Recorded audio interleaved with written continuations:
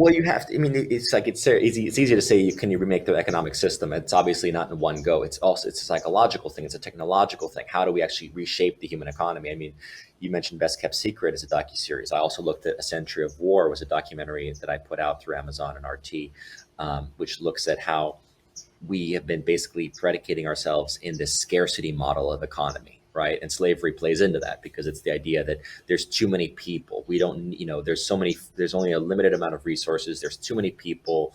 People are kind of a waste on, we're better off without them. Let's just get rid of them. No, actually, I argue that we have infinite resources because it's the human mind creating that actually gives value to things. Oil has no value unless a human mind figures out, a combustible engine, for example, right? Of course. So that creates the resource. Human creativity is the key. We have to have a transformation of how we model our economy away from this idea as sort of humans as brute labor, and actually seeing humans as this amazing creative tool and augmenting higher powers of technology, raising the standard of living, using humans in a way that we actually empower them, not using them, but like allowing them to feel empowered on this planet and to transform the way that we see this. But it's a total psychological, spiritual revolution that has to take place from a traumatized human race as we are.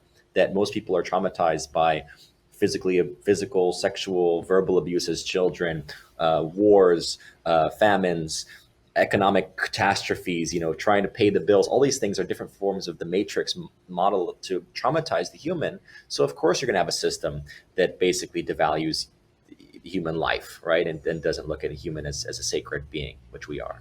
So it's a total economic, spiritual, psychological revolution that has to occur.